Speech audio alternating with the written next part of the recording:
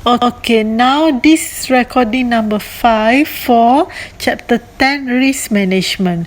So basically, risk management is concerned with how we can protect our assets and also the earning power of our business against potential losses. Once we have managed to evaluate or assess those risks, we can begin taking steps to reduce the risk, so that when the risk comes to us, we are well prepared. Okay, unfortunately, risk management the management of risk is often overlooked by entrepreneurs because they don't want to think about it. They wait until the risk come and then only they start to manage, but by that time it is too late. So to have proper risk management in place, to write down, or at least we have a department on how to manage risk, is very important when we open up a company. So let's go to the PowerPoint number 21, the process of risk management. First, how do we manage the risk? First, we must identify first and understand what type of risk that we have for this type of company that we have. Okay, second, we evaluate the risk that might come to this type of company that we have. After that, we need to know how many methods that we can have to manage the risk. At least we choose one or two methods. After that, when the risk actually come to us, we can implement the decision and employ the methods. After that, once we use the method, we know whether it works for us or it works against us. Then we have a post-mortem. We can review again the method. Maybe we don't like method A, we like method B. So we evaluate again, re-evaluate and start all over again to choose what type of method as a company policy when the same risk occur or happen next time. Okay, and regarding PowerPoint number 22, risk management and small businesses. Obviously, the way we manage risk obviously differ from small businesses to big or large businesses. Small businesses normally, they don't really pay sufficient attention to potential risks because they don't have the money, right? They don't have the money, they don't have the time. They're just thinking about survival from day to day in a capitalist world. Okay, but large firm, they have the capital, they have the ability, they have the finances. They can open a specialist department just to tackle about risk, just to manage risk. So they have the people, the right people, the expert in that department, and they pay the people in that department. So when the risk come, they are well prepared.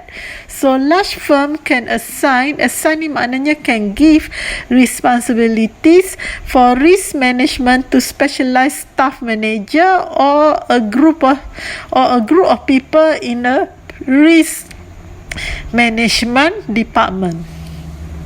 Risk management is not something that requires immediate attention until something happens. But when something happens, when you don't have risk management policy, you are gonna die. So better, orang kata apa, pegang ada payung sebelum hujan. Better we have the umbrella before it rains.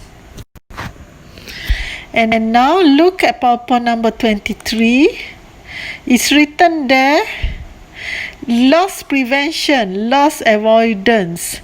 So this is type of risk control. Satu, kita cuba mengelak daripada kerugian, loss prevention. kita cuba bukan mengelak, kita cuba sekat daripada rugi. Satu lagi kita cuba mengelak, loss avoidance, cuba mengelak dari kerugian. So that is two type of risk control. When we have that, we can, insyaAllah, we reduce our loss when the risk comes. Now we go to PowerPoint number 24. Now the title is risk financing. This is already in detail, sayang, and I don't think I'm supposed to lecture more detail than this because I've been warned by the coordinator, just follow the PowerPoint, even though for me some of the PowerPoint I really cikai. Teruk sangat lah. Risk financing, how do you finance your risk?